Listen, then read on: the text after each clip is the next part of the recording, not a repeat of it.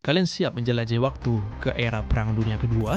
Tapi ini bukan sembarangan era. Ini adalah era di mana jet tempur super cepat merobek langit di zaman itu. Percaya nggak percaya, di tengah kekacauan perang, teknologi canggih ini mulai menunjukkan taringnya. Video ini akan menguak misteri, fakta, dan kontroversi seputar jet tempur di Perang Dunia Kedua. Pernahkah kalian mendengar desas-desus tentang jet tempur rahasia Nazi yang mampu menembus kecepatan suara?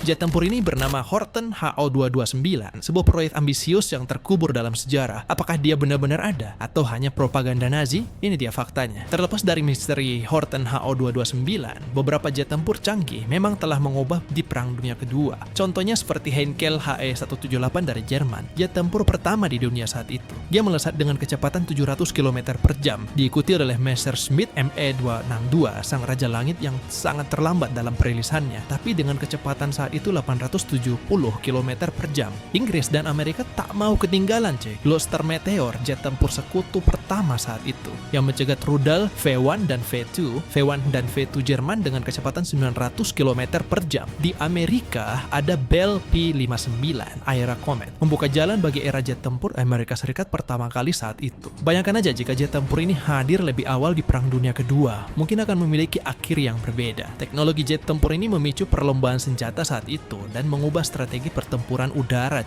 di Perang Dunia Kedua. Namun, mulailah muncul pertanyaan, mengapa jet tempur tidak mengubah jalannya Perang Dunia Kedua secara drastis? Apakah produksinya yang terlambat atau strategi yang kurang tepat? Menurut kalian gimana? Lagi-lagi komen di bawah. Satu hal yang pasti, jet tempur tuh membuka gerbang ke era baru dalam penerbangan. Era di mana manusia tuh mampu menembus batas kecepatan dan menjelajahi langit dengan kecepatan yang tak terbayangkan sebelumnya. Kisah jet tempur Perang Dunia Kedua ini masih menyimpan banyak misteri dan kontroversi. Video ini hanya membuka sedikit tirai sejarahnya ya guys. Sebelum itu, siapa sangka di tengah Perang Dunia Kedua yang brutal ini, Jerman diam-diam mengembangkan jet tempur super canggih yang jauh melampaui masanya. Yang seperti kita bahas sebelumnya, pesawat ini bernama Horten HO229.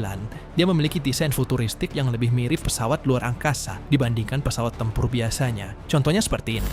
Bayangkan aja, bentuk sayap terbang tanpa ekor yang revolusioner dan kecepatannya itu luar biasa. Dia itu hampir mendekati 1000 km per jam. Dan ada teknologi silumannya yang membuatnya sulit dideteksi radar-radar musuhnya. Horten HO229 ini didesain oleh Horten bersaudara, visioner di bidang penerbangan. Penerbangan perdananya di tahun 1945. Waduh, tepat banget sama tahun merdekanya Indonesia ya. Ini mencengangkan dunia terlalu canggih untuk masanya. Hanya 3 purwarupa yang dibuat saat itu. Meskipun tidak sempat mengubah jalannya Perang Dunia Kedua, HO229 ini membuka jalan bagi masa depan penerbangan. Desainnya menginspirasi pesawat-pesawat modern seperti Northrop B-2, Spirit, dan proyek-proyek futuristik NASA. Tapi ternyata ada lagi nih 10 pesawat jet yang sebenarnya ini salah satu pesawat yang terbaik di Perang Dunia Kedua. Yang pertama, Supermarine Mk24 Spitfire, ketinggian terbaik di antara semua pesawat tempur. Desain sayapnya yang intuitif, mudah diterbangkan oleh pilot berpengalaman dan pemula. Varian terbaiknya adalah Mk9, seimbang dalam performa dan mudah diproduksi saat itu. Mk24 memiliki performa luar biasa, namun tidak tersedia saat dibutuhkan. Istilahnya nih limited edition ya. Terus yang kedua itu ada Mustang P51D Amerika Utara. Mesin Merlin Inggris mengubahnya menjadi salah satu yang terbaik di dunia. Pesawat tempur bermesin tunggal pertama dengan jangkauan ekstrim, keunggulan strategis, mengawal pemboman berat ke seluruh Jerman saat itu. Hampir sama cepatnya dengan Spitfire, jangkauan lebih jauh dan lebih baik dalam serangan darat, membawa perlawanan kepada musuh, membantu sekutu memenangkan perang. Yang ketiga ada Focke Wulf FW190D9, dikenal sebagai burung jagal, tangguh, andal, dan multimisi, merevolusi pertempuran udara Jerman di akhir Perang Dunia. Pesawat tempur bermesin tunggal paling kuat dan tercepat Perang Dunia Kedua ini, dia memiliki kecepatan tertinggi dan tenaga kuda lebih tinggi, yang bisa menjadikannya yang terbaik saat itu. Yang keempat seperti yang kita bahas sebelumnya, yaitu Messerschmitt Bf109K. Varian Bf109 ini dengan performa yang tertinggi, relevan hingga akhir Perang Dunia saat itu. Kecepatan, daya tembak, dan kemampuan manuvernya tuh sangat unggul. Jumlah produksi, korban jiwa, dan masa pakainya juga yang lebih lama. Pesawat tempur taktik boom and zoom ini sangat terbaik saat itu.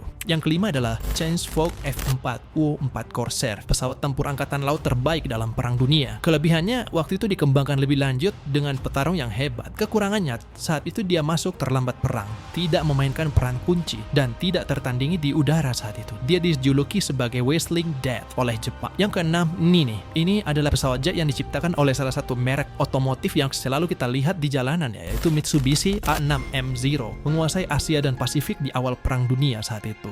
Kelemahannya, lapis bajanya tuh buruk, kecepatannya lambat, dan ketidakmampuannya untuk mempertahankan kecepatan tinggi di langit. Tapi dikenal juga karena kemampuan manuvernya, daya tembak, dan jangkauannya tuh tinggi banget. Ada juga julukannya yaitu Zero Killer, F4F Wildcat, bukan F6F Hellcat. Selanjutnya yang ketujuh, yang kebetulan bersandingan dengan Mitsubishi tadi, yaitu Grumman F6F Hellcat, membalikan keadaan melawan Jepang saat itu. Keunggulannya tuh lebih mudah diterbangkan daripada Corsair, menembak jatuh lebih banyak pesawat dibanding pesawat sekutu lainnya, membawa Amerika Serikat ke gerbang Tokyo, memiliki 350 pilot jagoan terbanyak dalam sejarah pesawat tempur Amerika. Yang ke-8 ada lagi nih dari Messerschmitt ME-262, jet tempur pertama di dunia. Lawan mematikannya bagi pembom di pesawat tempur saat itu. Kelemahannya tuh mesinnya sangat rentan, dan itu adalah startup keduanya tuh lambat. Kurangnya juga bahan untuk diciptakannya pesawat jet lanjutannya. Tapi dia itu jauh lebih maju dari apapun yang dimiliki sekutu saat itu. Pesawat tempur terbaik juga dalam perang dan tanpa keraguan. Yang ke-9 adalah Republic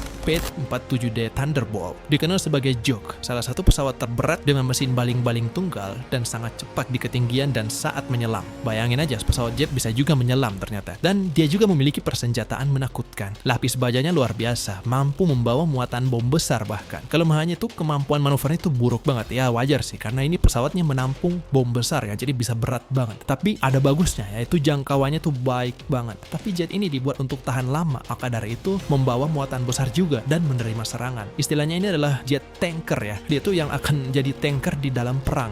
Yang ke-10 adalah Hawker Hurricane. Pesawat tempur yang hebat banget ini, serbaguna dan dapat melakukan semuanya. Menembak jatuh lebih banyak pesawat Jerman daripada senjata api dan senjata anti pesawat saat itu. Lebih dari 3.000 digunakan oleh pasukan Rusia, keandalannya yang tak tertandingi. Pesawat-pesawat tempur ini adalah mengukir sejarah di langit Perang Dunia Kedua. Kehebatan mereka bukan hanya dalam performa, tetapi juga dalam kisah-kisah keberanian dan inovasi di baliknya. Video ini hanya membuka sedikit tirai sejarahnya ya guys, dan jangan lupa subscribe, like, dan share video ini. Berikan juga komentar di bawah tentang pendapatmu tentang jet tempur di Perang Dunia Kedua yang kita bahas saat ini. Sampai jumpa.